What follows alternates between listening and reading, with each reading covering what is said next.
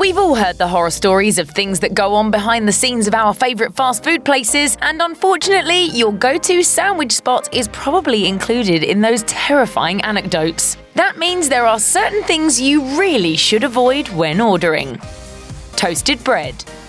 The quality and freshness of the bread can make or break a sandwich, and according to some former sandwich shop employees on Reddit, there's a decent chance you might be getting day-old bread, especially if they ask you if you want your sandwich toasted before they start making it. Toasting it will hide the fact the bread is less than fresh, and you may or may not be okay with that. If you want to make sure you're getting the fresh stuff, don't order it toasted from the beginning. Tell them you don't want it toasted, even if you do, and then flip the sandwich script. Former employees give this advice. Wait until they make the sandwich, then tell them that you changed your mind and want it toasted after all. Unfortunately, that won't solve all of your bread problems.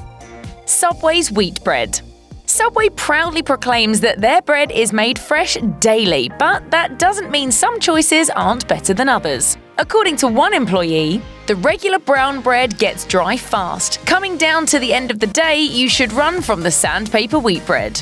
They do note that all the bread is pretty good if it's fresh, so if you're eating with the lunch crowd, you're probably safe. But you might want to take a pass if you're going to make a late-night sub-run. There might be another problem too. If you order 9-grain wheat bread thinking it's super healthy, an expose by CBC Marketplace suggests otherwise. They found the first ingredient is something else entirely.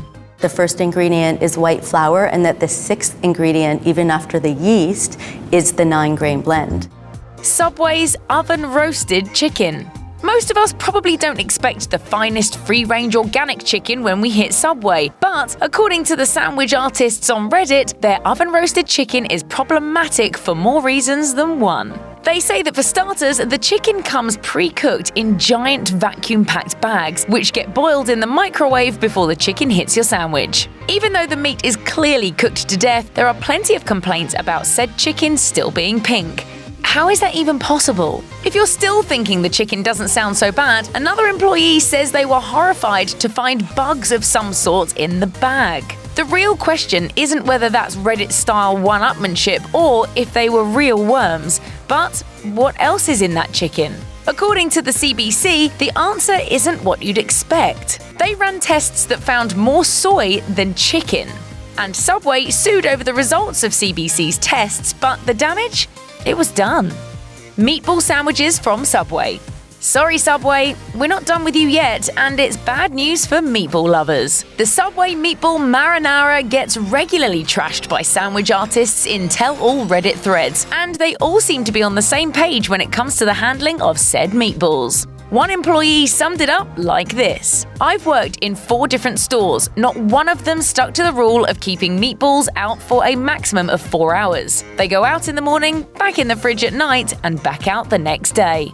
Another wrote, "I've had the responsibility of stirring the film off the top of the sauce on more than one occasion." Who else gagged a little at that? Speaking of sauce, the sauces.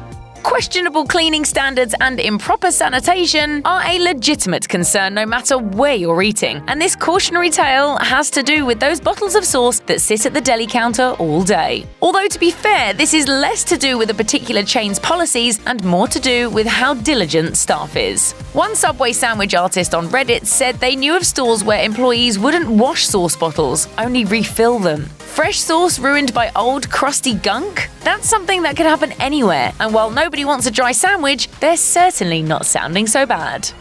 Jersey Mike's chicken parm.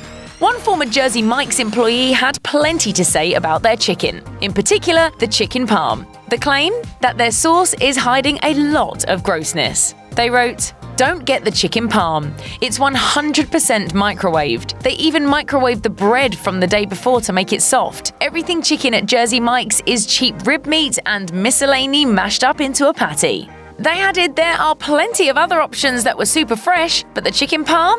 Not so much. Who makes this stuff up? Jimmy John's Gourmet Veggie Club. Even chains that have built their reputation on fresh sandwiches might be hiding a shocking amount of calories, fat, and sodium between their slices of bread. At Jimmy John's, the Veggie Club might seem like a healthy choice, but you'd be wrong.